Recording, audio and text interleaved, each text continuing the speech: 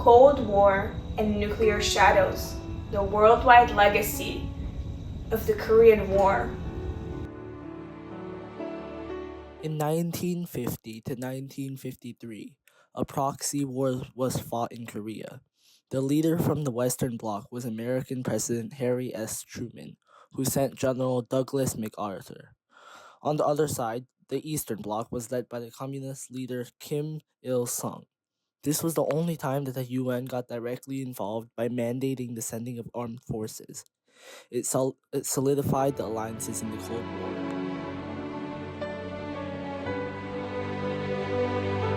Well, that was a very particular moment in the history of United Nations that Soviet Union was boycotting work of Security Council, and Security Council passed resolution and dedicated peacekeeping force to be in Korea, and that was multilateral force which was there.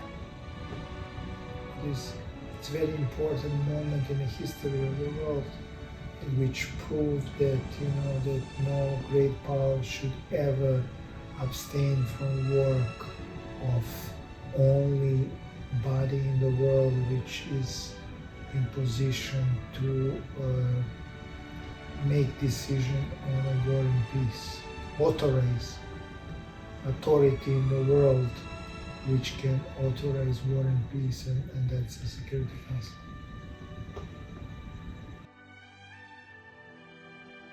During the aftermath of World War II, there were still some world instabilities, and there was an ideological and political rivalry between the USSR and the USA.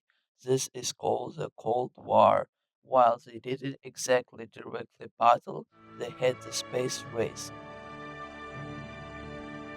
President Harry S. Truman was concerned that the Soviet Union and Communist China might have encouraged the North Korean invasion, so he sent United States troops, in addition to the United Nations troops helping South Korea. The Soviet Union occupied space above Korea and seek to unify the Korean Peninsula by force. This is what led to the Korean War, an invasion. And the role of international organizations. The Korean War left a disintegrated military. The Korean War changed a lot of things in the world. It solidified the reality of the Cold War and revealed many important dynamics and players in the early Cold War period. How and why did the Korean War start? In the outset of Second World War, there was a new challenge between rivalry between great powers, between communist bloc and the West. And after changes in European continent, when Iron Curtain fell, as Winston Churchill said, between Szczecin, Poland, and Trieste, became Yugoslavia, and was division was very clear. There was also division in Asia. After Chinese Revolution and establishment of People's Republic of China in 1949, there was expansion in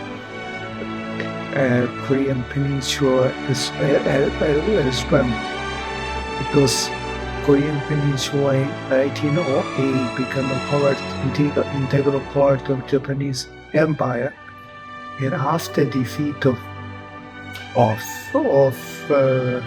of Japan in Second World War, there was basically a process of decolonization of Korea.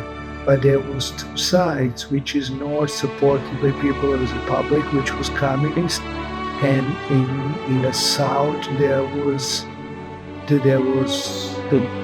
supported by Americans, because Japan was under American military occupation. And at one point, North almost overran South, except for, you should show that map, where just a little piece of of Korea was left in the south, and then counteroffensive started and lasted to a whole war, and ceasefire was established on the 38 Iron House, which was still today a border between North and South of Korea, but that war was not finished because was just just was ceasefire, was never peace agreement was never signed. Knowledge about the Korean War helps us understand the relationships between major powers and how they influence us. We should also ask ourselves, how true is it in today's world? This documentary was made by 3 middle school students, one of whom is Korean, the other Russian, and I myself am Serbian. In the beginning, I wasn't really connected to the theme, at least not geographically. But the more I dove into this theme through the documentary, I realized the impact of the actions of major powers and how that can transcend geography, but also time.